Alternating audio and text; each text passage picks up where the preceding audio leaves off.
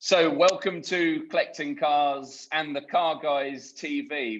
I reached out to Damien a week or so ago for those who follow the Car Guys TV, and Damien put a thought-provoking video out on his experience with his local Porsche centre, which coincidentally diverted him off to one of my family's Porsche centres.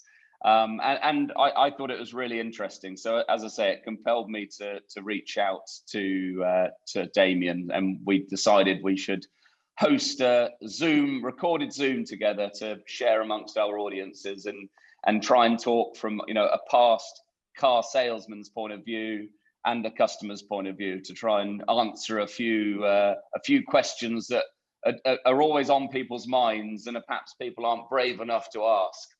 So Damien, welcome. No, thank you very much for having me. Actually, I was sort of mystified and actually honoured to be invited onto this. And first of all, I should probably say congratulations on the success of Collecting Cars, because it's been phenomenal, and I've watched it every step of the way. Thank you very much. Thank you very much. I've come close. I've come close a few times actually on some of the cars, and so I'm always on there, always looking, as I'm sure everyone else is as well. Well, funny enough, obviously we've got thousands of bidders on the website now, and most people go relatively incognito. But you're not very incognito, are you? I think your No. your username is TheCarGuys. Exactly. Yeah. Guilty. Exactly, and it's funny. We've got some very successful users on our website, and I'm surprised they use their name as their username, but they do. Which means that the owners of the car immediately Google the name to say, "Oh, he's bidding on my car. That's interesting." Yeah. or she. Yes, exactly. So, just for our guests, Damien, would you just give us a quick rundown on your background and why you started Car Guys TV? Yeah, sure. I mean, my background is in media and specifically magazine publishing. So I'm sort of from that era.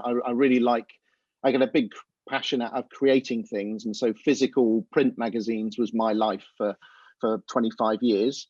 And then once I got out of that industry and sold my business, I didn't have anything really to do. I had a sort of small car collection that I was sort of building, and I was quite interested in that. And I really wanted to get into videos and doing sort of film editing, because we didn't do any of that really in my media companies, strangely, even though that was all the rage near the end.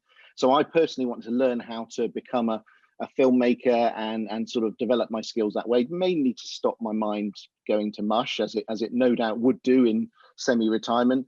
And I had my cars, so I thought, well, let's do a car channel. I've got a friend of mine called Jason who's from Essex. He's a massive car fan. We bonded over the Cannonball Run film and on various car trips. So we decided to get together, and we thought, well, we had a look at the landscape. There's loads of people out there doing single blog type car videos, the standard sort of thing where they hold the camera and look at it and chat positively about the cars.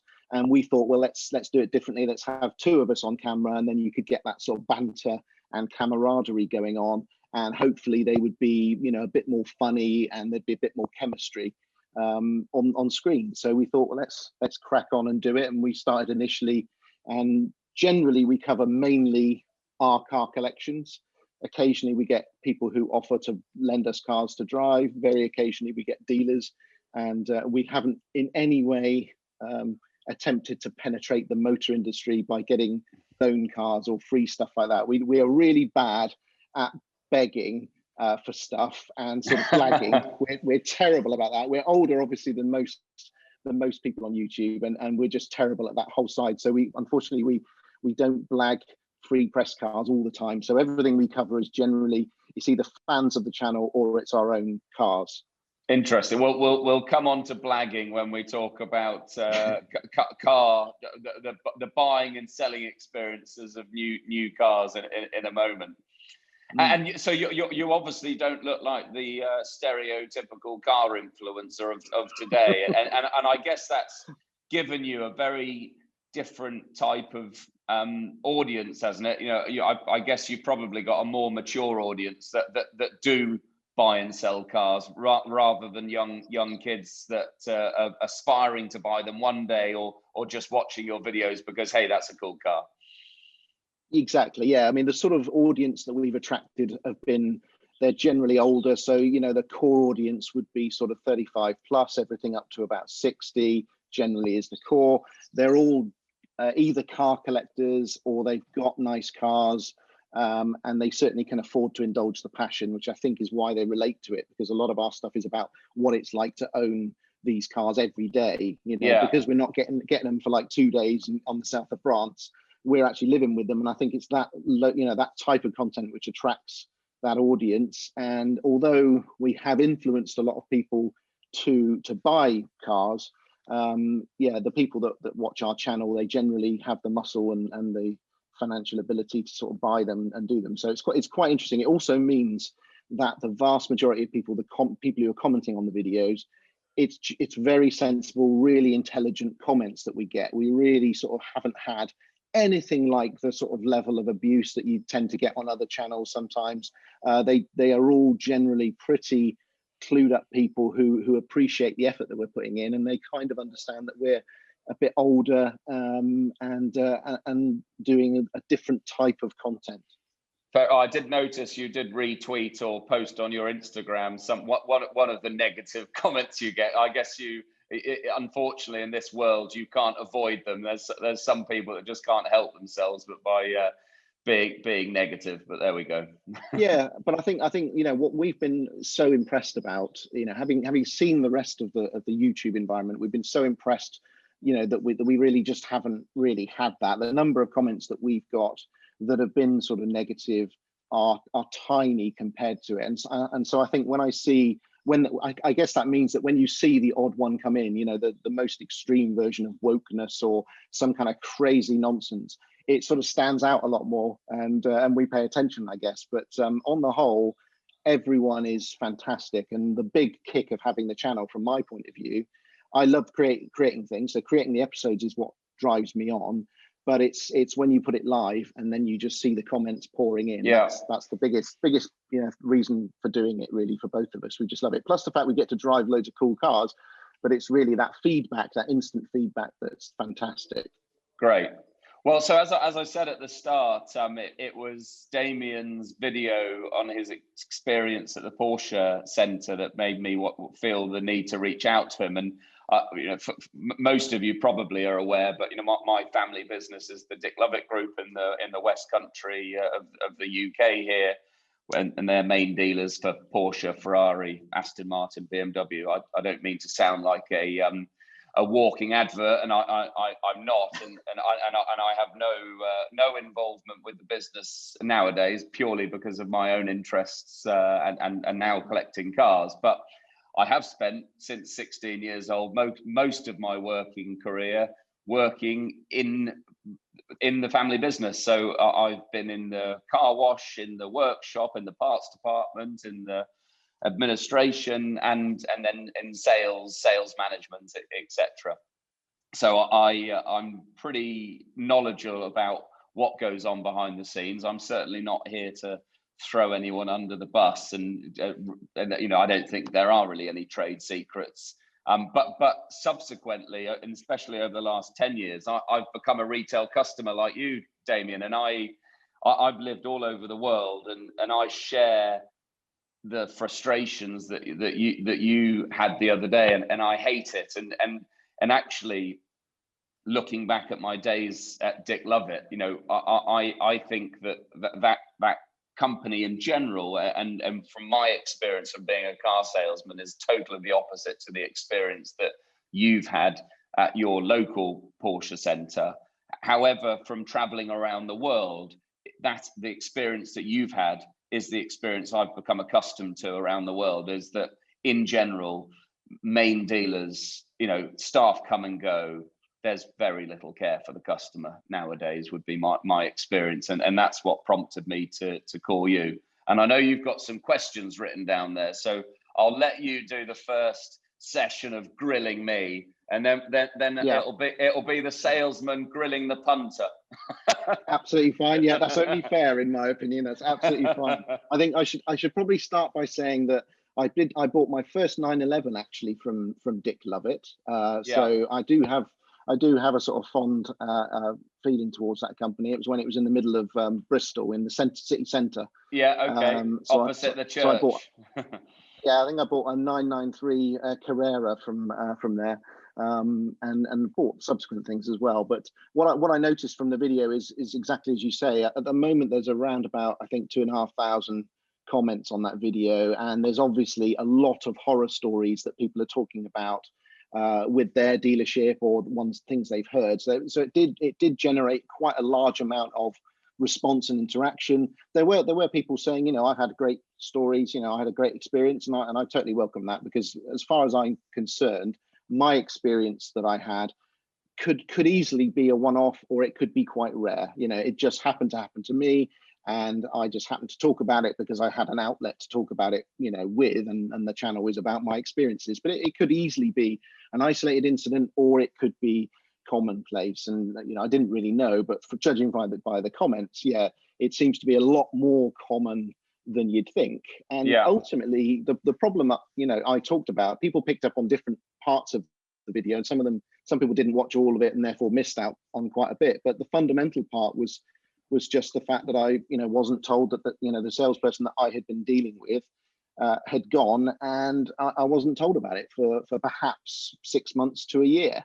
And so all that sort of stored acumen and all those conversations that I'd had where we talked about the sort of things I was interested in, or, you know, what cars I'm looking at doing, all of that knowledge sort of vaporized. And it fundamentally came down to the fact that whoever had been handed my account, and you've got to figure that, you know, a sales lead has value and should be, you know, used to generate more sales and more cash for the dealership.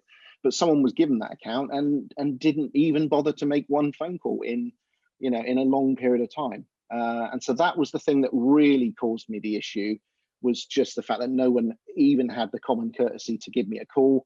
And then obviously it was further compounded. The second half of the video was compounded where, when we were then talking about what cars therefore I was looking to get, he immediately sort of tried to sell me sort of 8 Macans and 6 Cayennes in return for a Porsche GT car. So that was the second stage of sort of rants that I had, really, was that, you know, I'd had this customer service issue, and rather than apologizing for that, it was straight on to sort of treating me a bit like a mug. So I think that's probably why it ramped up quite a bit.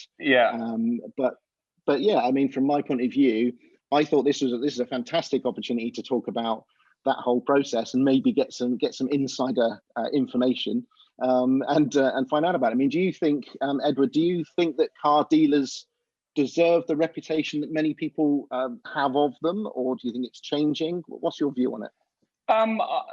Obviously, I think we're talking about manufacturer car dealers. Is that fair to say in this circumstance? Well, I think yes, I would. It's a pretty challenging question, because obviously we're talking about big businesses here. You know, some of them have got 150 employees running a business, and the salesman in the front door is, you know, salesmen come and go at the end of the day, and if they're good at their job, they sell cars, and that's their responsibility. I think that the big thing that's changed, in my opinion, which is why you're being affected in the way you're being affected. I think the dealer was Chapelgate originally, wasn't it?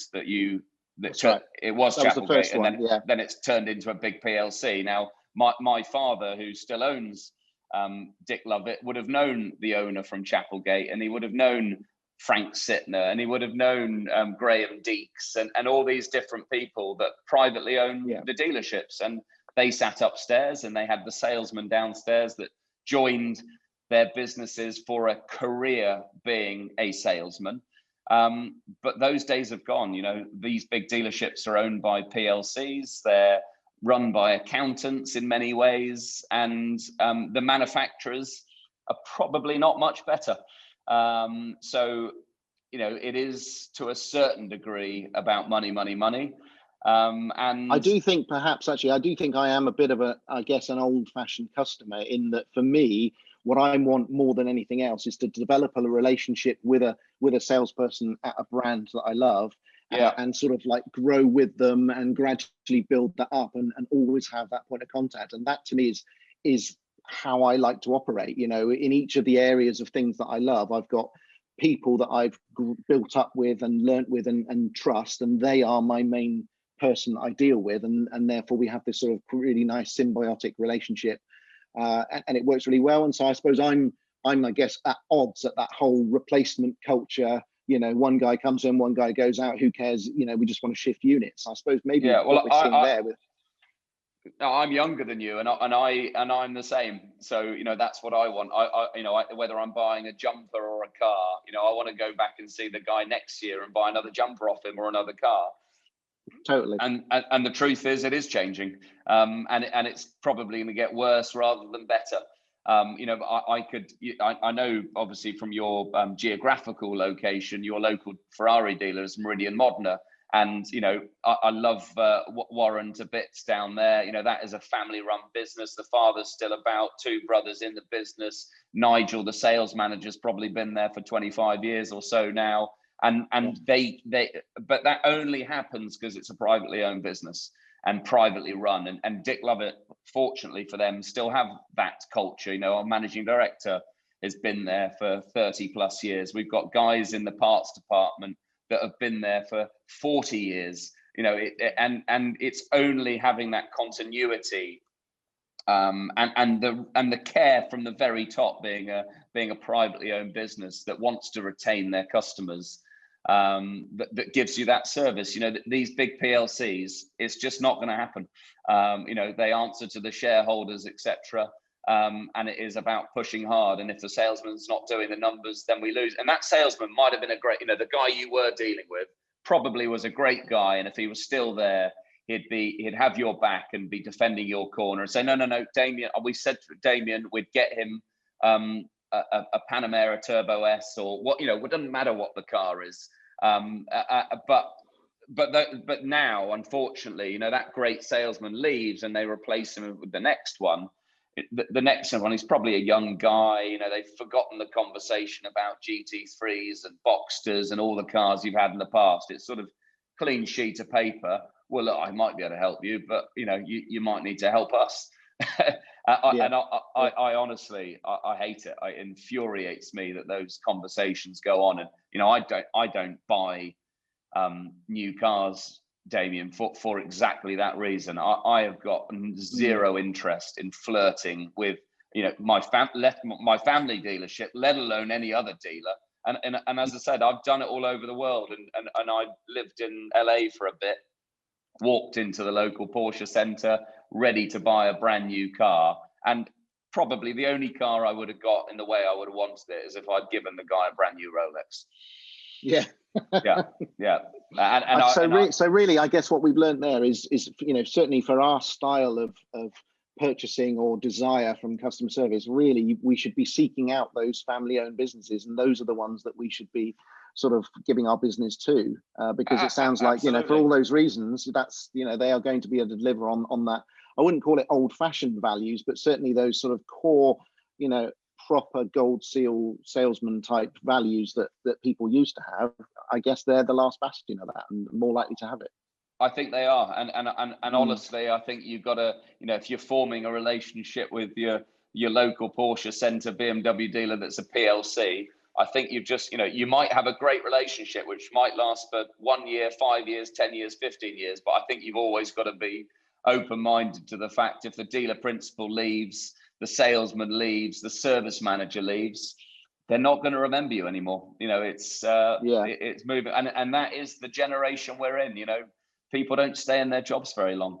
People don't keep their cars. People don't keep their cars very long.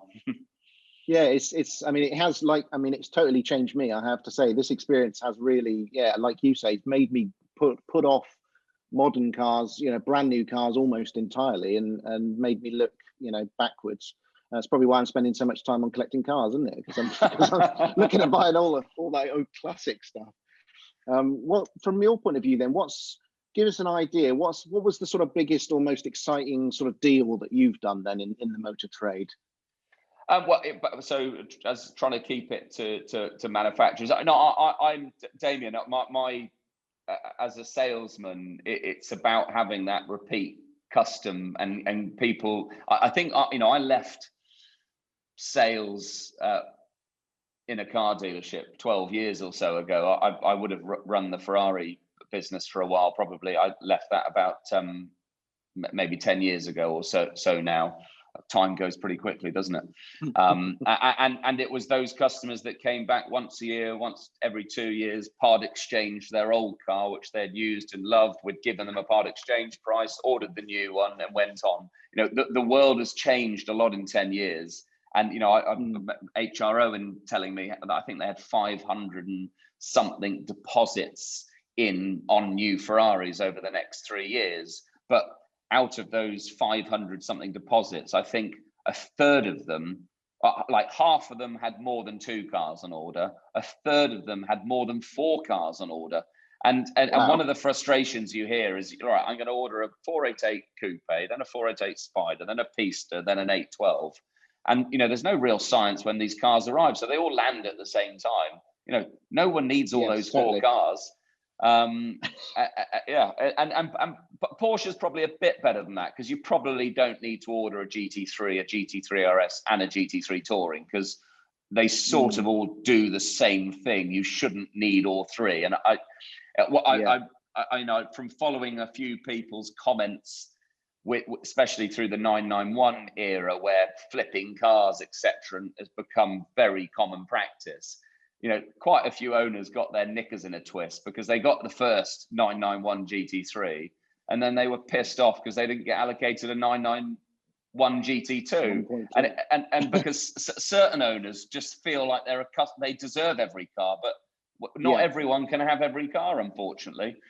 So I think the dealers have had to adjust to start realizing they can't give everyone what they want. So there's an awful lot of managing expectations behind the scenes, and then you start getting in. You can just picture it, can't you, from a sales, from a business point of view, right? We've got 3 people here. We've got 10 people. We've been allocated 3 991 GT2s. How are we going to decide who to give it to? Right, let's look at a list. How many cars have they bought off us? How long have they been buying off us? Have we always had the cars back? And if you get down to it and there's still 6 people that have done all that, then it'd be like, how are we going to choose between it? Well, why don't you go and ask him if he will buy that Cayenne Turbo that we can't bloody sell? and it starts there, and it's become a downward trend since then. So just as I left Dick Lovett back in 911R, when did that come out? Was it 6 or 7 years ago? We did exactly that. Right, we've got, I think between the group we had 6 911Rs allocated, and we probably had 20 people wanting them. So we went and took all of those 20 people and, right, how many cars have they bought off us, and put it in order. And guess what? The 6 top people pretty much all got a 911R, because he's been buying cars of us for 25 years. He's been buying cars of us for 15 years. And in my opinion, all the right people got the cars. And even the right people have started to disappoint the dealers, because no, you'll definitely have it back. You'll definitely have it back. And 5 minutes later, it's on Roman's website. Because greed gets in the way of loyalty. Well, yeah, I was going to say, so I mean, selling the car or allocating the cars based on a long-standing mutual relationship, to me, totally makes sense, because that's the sort of thing that I would want to build up and do. So that seems like the fairest way of doing it. I totally can understand your point where, if you've got 10 people that have all done that, and they're all 25-years and they've all been brilliant, and you've only got 6 cars, that's definitely, I can see an issue. I suppose also if you get one of those cars and then you want to sell it back to the dealer, what's the situation then if the car is worth double what it was? Is the dealer surely is not allowed to retail it, are they, for that double price? So no, I think they are allowed to retail it. They can't, from what I understand, they can't really be seen to be advertising it for many reasons, because the manufacturer doesn't want to be dealing with disgruntled customers. But it's not the dealer's fault, the overs market, really. It's just, it is what it is. It's no different with steel Rolexes, and Rolex are trying to do the same thing, making sure they're not being sold by someone that's going to stick it straight on watchcollecting.com. Nice. Very good, very good. No, but there is that problem. I think, again, though, that greed really gets in the way. And from what I saw, let's just say you bought a 911R for 150 grand, and you just decide either it's not the car for you, or I'm not using it, and I really can't turn down the £150,000 profit. What started this whole 991 era thing? Loyalty went straight out the window, because by the time they called the dealer to say, I want to sell my 911R, it wasn't, I want to sell my 911R. It's, I'm going to sell my 911R. Tom Hartley's bid me this. Romans have bid me that. This guy will give me that on SOR. And I've got a mate down the road will give it. So I'll give it to you because I'm loyal, but you need to give me X. They were turning into slippery little buggers. And from a dealer's point of view, we obviously we did everything we could to try and retain the cars, but the truth is the relationship's over, because you can just see it, because it's they don't want us to earn anything. They don't want they don't want to say, right, I'm going to give it to you on SOR. Well, you can either buy it back, and let's say Hartley's offered me 275, but you guys can have it for 260 because you allocated me the car. It's only fair. Or I'll consign it with you and I'll give you a fair margin out of the deal or something like that. It just wasn't like that. People aren't, this loyalty everyone says they crave for when they were trying to get the allocation of the 911R. It was two fingers up to the dealer. It was. And the big question then, so therefore, does the blacklisting actually exist? Are people who do that cut off therefore in the future, or is it kind of like, oh, we can't do that to Dave? That's a very good question, Damien. And what did I say right at the start to say I'll come back to this? I can't remember what word I used. I can't remember what it was. Anyway, blacklisting definitely exists. If a guy's said he's not going to flip a car and he flips it, and then he comes in and grovels, okay, I'll never do it again, and then flips it again. The dealer's probably not going to give him a good car again. What I find incredible, and this is absolutely a skill, by the way, that guy that's pissed off Porsche Centre Swindon, let's say, I bet he's still getting the cars he wants. He's just getting them from a different Porsche Centre, because from what I've learned, these guys that flip cars, they've been doing it for 20 years. So they've been pissing dealers off for 20 years, but they're still getting the cars. But they've got 8 or 9 dealers all sourcing a car, presumably, are there? There's no link between them all that says, hang on a minute, we've got there's no link. But if they ordered the car new, there's probably a link. The Ferrari can manage it pretty well, I think, but the Porsche probably don't care, to be honest with you, because look, they've allocated the cars to the dealer. They've given the dealer the responsibility to allocate it to the customer. It's not the same. Ferrari, you can't sell him that. He sold his F12 TDF to Tom Hartley. He's not getting another car from us. So that definitely happens with Porsche. They put their trust in the dealer to allocate the cars to the right people. And if the dealer keeps choosing to give it to that same bloke that keeps selling it to Tom Hartley, because someone gives him sort of $5,000 and greases his palm, then there we go. But in my opinion, those businesses are going to go down the pan anyway if they've got those types of salesmen in there who are probably greasing the sales manager's hand, a palm, and the DP's palm. It's pretty toxic. Yeah, and so and it definitely, so presumably this whole, you've got to buy 2 Macans, a Cayenne and a Boxster S with a terrible spec. that's all a mechanism that's been created by the dealer in order to try and sift out the ones that should get the cars. There's nothing there that Porsche says is, can you use our GT cars as vehicles to get rid of old stock? Absolutely. I have to say, I don't know that to be factual. However, I would have thought it's dealers trying to make the most out of a difficult situation. Now, if that guy does end up flipping his GT3 and making 100 grand, I don't think you can be that pissed off if he's bought a Macan, a Panamera, and a Boxster and a 911 for his wife or something like that. Yeah, because he's come out even, hasn't he? Basically. Yeah, exactly. and yeah, you know, there's no correct answer to it, Damien, in my mind. But for me, I find it a great shame that you can't go and form a long-term relationship with most car businesses out there nowadays. Yeah, I think definitely that's what saddens me as well. I've got a good relationship with, you know, Meridian because of the history. So they understand me, they know me. Like you say, there's a continuity through, you know, the top guys, you know, John and Warren, and therefore they know you, understand you, they know everything you've bought off the top of their heads, they know everyone, and so you get quite a nice warm family feeling from it. And that's what I was hoping really to emulate on the Porsche side.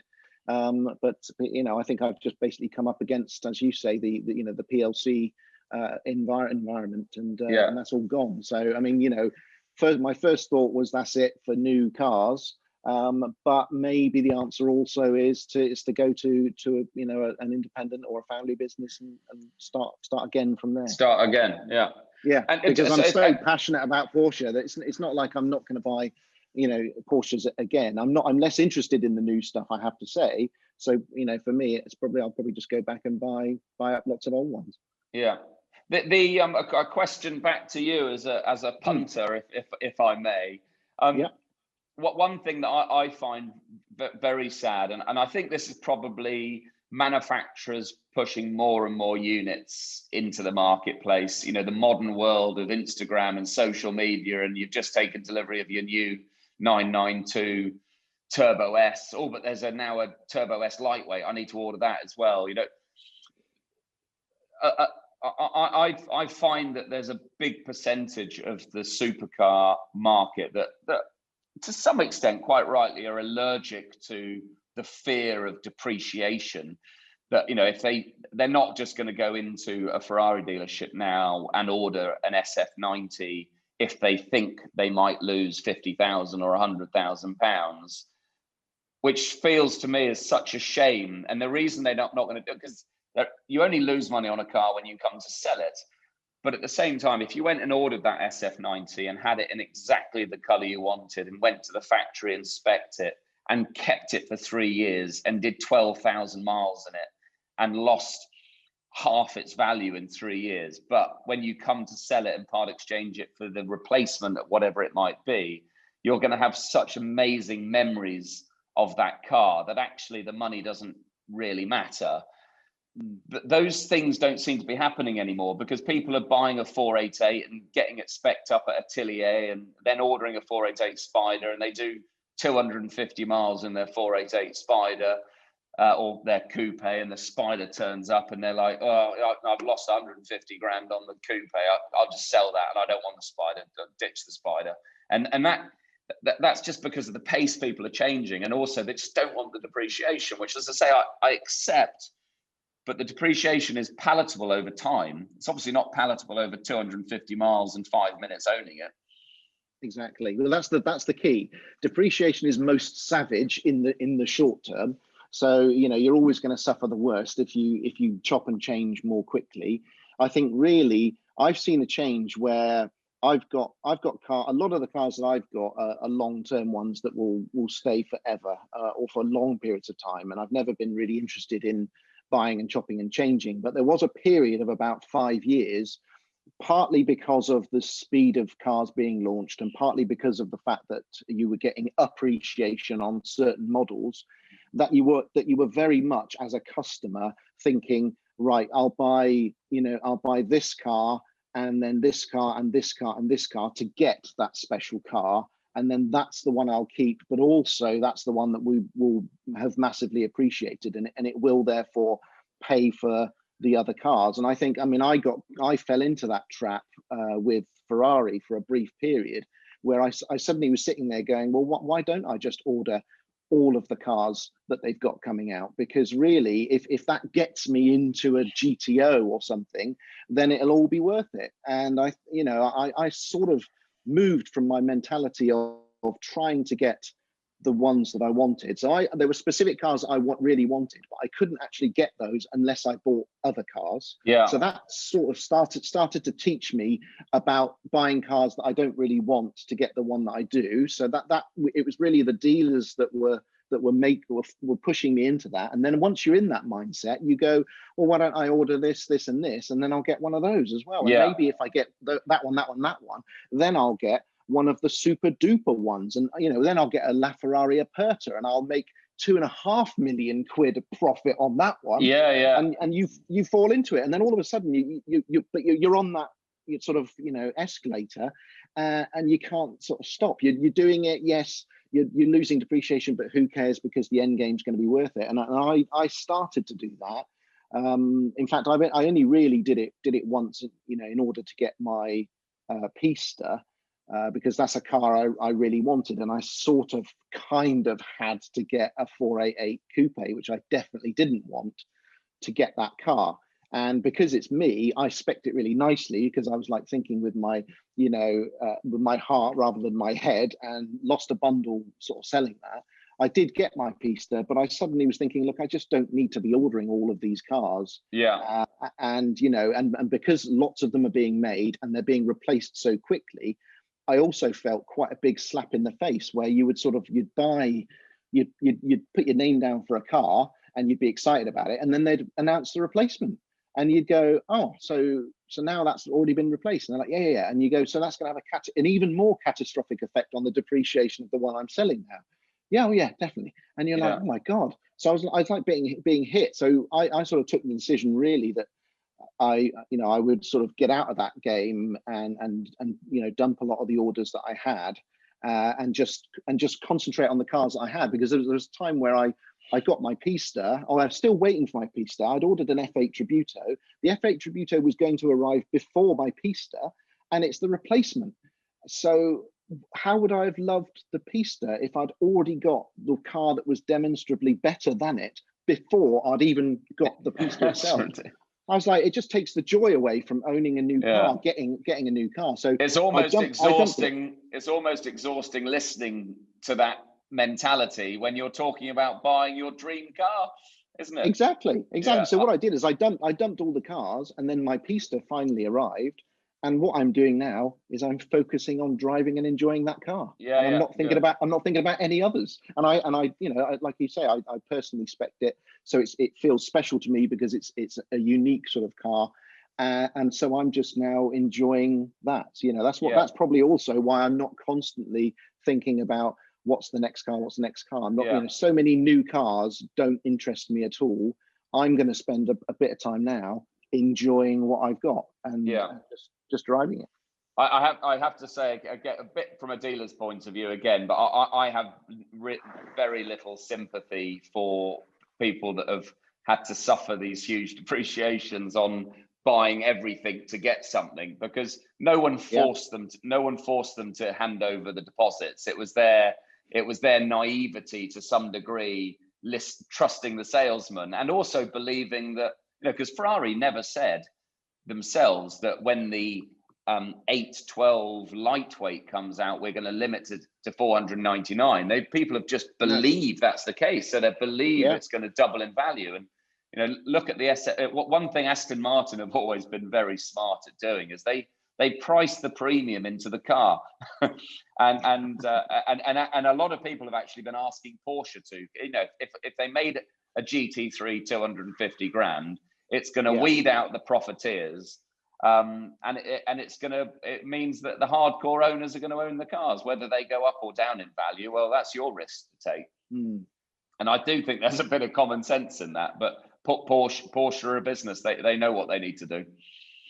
Yes, absolutely. Yeah. Yeah. And then whilst all these orders are coming in for a 488 coupe, 488 Spider, California T, Lusso, so everyone can get the next 812 lightweight, Ferrari must be looking at their spreadsheets thinking, oh my gosh, there's an awful lot of demand here.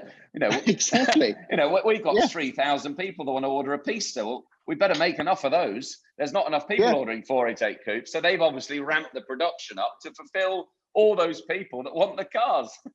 Exactly. And I asked them actually directly the other day. I said, actually, do you keep track of the metric of the number of people that cancel the car when you announce a new variant of the car? And they do. They keep track of it all. So they must know, for example, with the SF90, if you know, the SF90 was an interesting one because it's not a halo car, but it's bigger than a normal car. It's more exciting, more prestigious. And when it was launched, we all thought it was going to be a limited numbered car. So it wasn't. So everyone's a bit deflated by that. The real hardcore fans still ordered the SF90 because they wanted the nicest, coolest thing, and they wanted to support Ferrari in this new endeavor. And then Ferrari then said, oh yeah, and there's the Spider. And I was like, well, how many people stick with the coupe? And therefore you've got the Spider, which comes out, which will ultimately affect the value of their coupe more. How many people cancelled at that point and then got into the Spider? In which case, what happened to all those SF90 orders that were suddenly being unfulfilled? What's happening there? Are they then having to go back out to the market and say, oh, we've got some SF90s now that you can have? It just seemed very disruptive the way they were doing it. And I was just surprised really how they were doing that and the effect that it had on that sort of halo car. You know, for me, I wasn't interested in that car, so it didn't really bother me, but I had a lot of people that had invested in it and decided to buy one for 450,000 quid, and then they bring out the Spider, and you think, well, hang on a minute, the Spider with a retractable hardtop is pretty much identical to the coupe anyway. It's not like you have to suffer a canvas roof now, and there's a big reason. Like, you know, they're pretty much the same car. So stuff like that, you know, exactly that combined with the sheer number that they're producing is therefore meaning that you've got more cars appearing. Your car, which you haven't even got yet, has already been technologically replaced. So you don't feel great about that.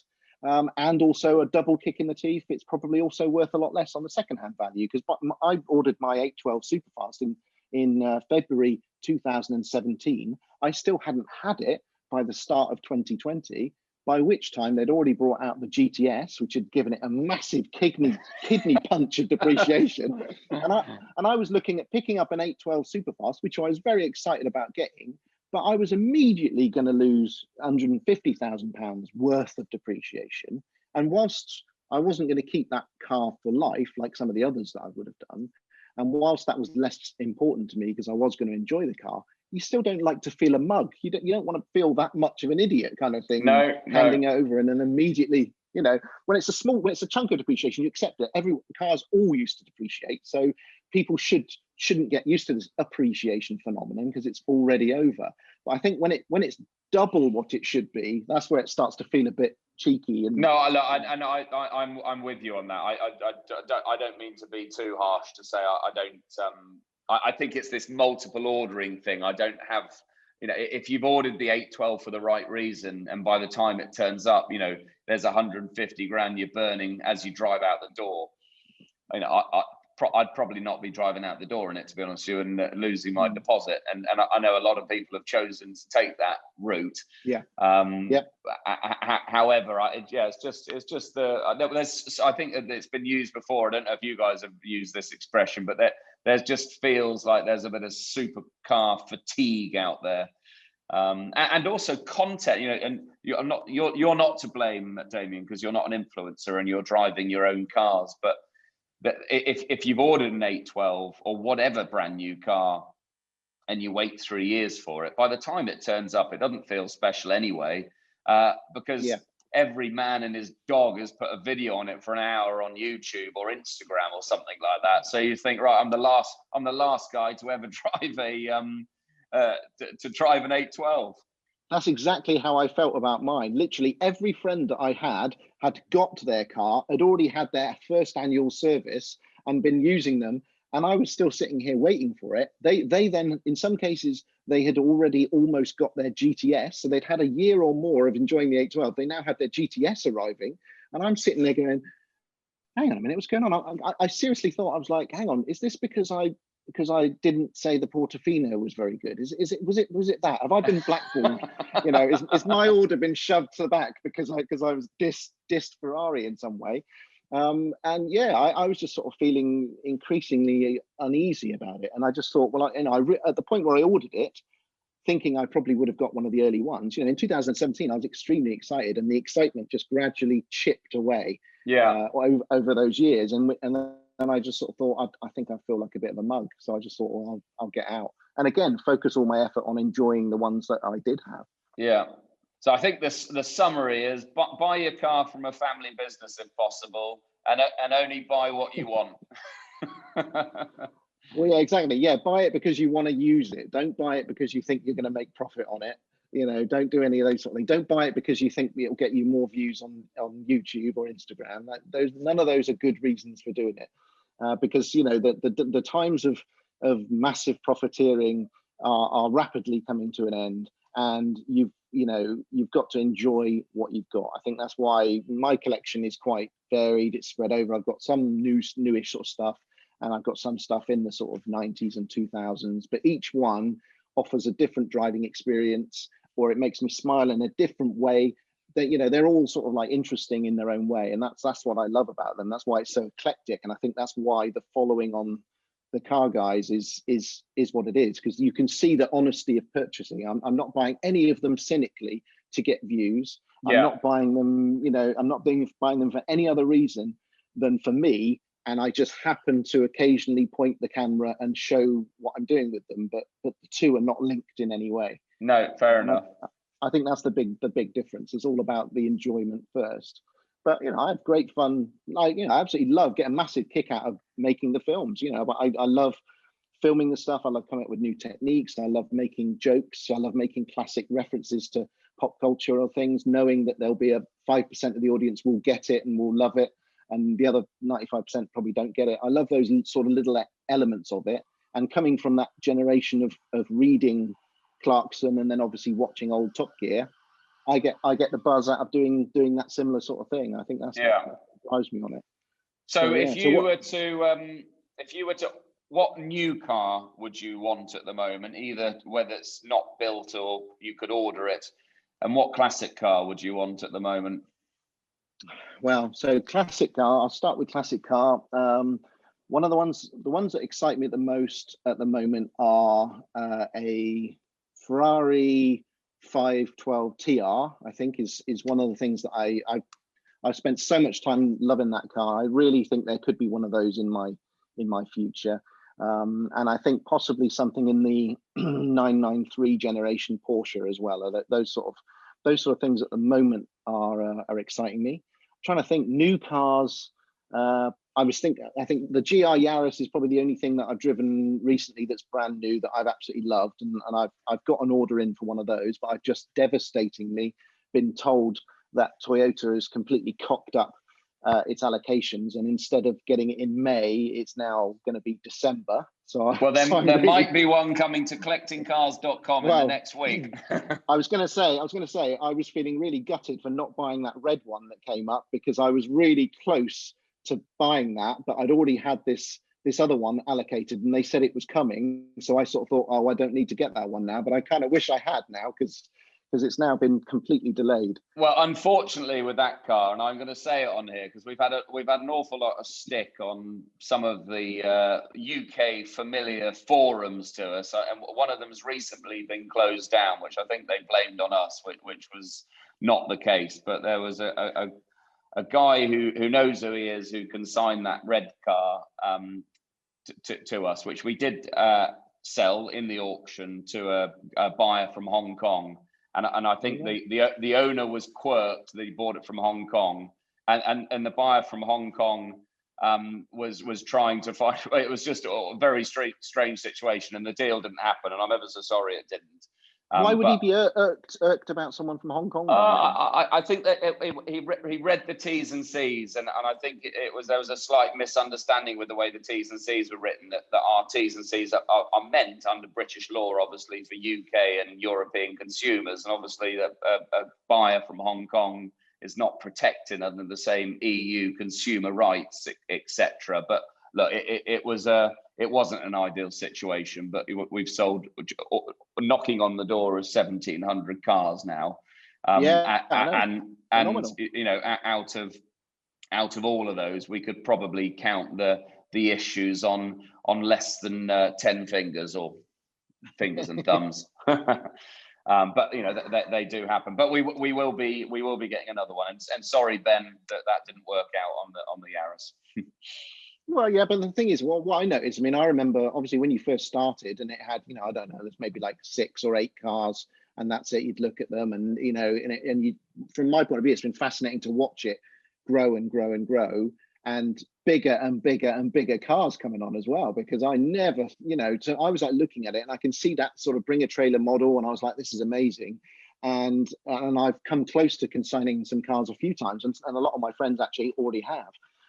But it was just amazing to see the different value of cars which have gradually been coming to. The Singer obviously is the most recent example. Yeah. But I mean, you know, you're going to be getting in a not too distant future. This is just going to be a platform where there's going to be Koenigseggs and stuff. And well, I honestly, you know, for me, when we started this as a car dealer, it was about fluidity. You know, I'm a deal junkie, so it's about pace. Not about the money. It is about the pace of doing a deal. I don't want to open up Classic and Sports Car every month and see the same dealers advertising the same cars at the same prices. You know, a dealer needs to learn when to make a loss if he's paid too much for it, and you keep dropping the price once a week until someone nibbles and buys it. So it only makes sense to do that on the flip side, with starting the bidding at 0 and let it go up. You know, our sales through rate, I think, is 83% or something like that as it stands. And you know, I just find it so exciting. I wish I could participate a bit more in the auctions. And what is really, someone said to me the other day, why are you selling a Singer for £5,000? Well, because why shouldn't we be? We've done no more work on a Singer than we have on a 30 grand Yaris or a 10 grand 205 GTI. And you know, I'm looking for, you know, that Singer, we effectively charge the buyer, if you don't take the VAT on the fee, but you know, 0.75% buyer's premium. You know, that's comparing it to the 10% of the American auction houses, or the 15% of some of the UK auction houses. You know, yeah. I know what fee I'd prefer to be paying. And that, you know, we made a world record with that Singer. So, you know, it demonstrates, we had 75,000 views on it.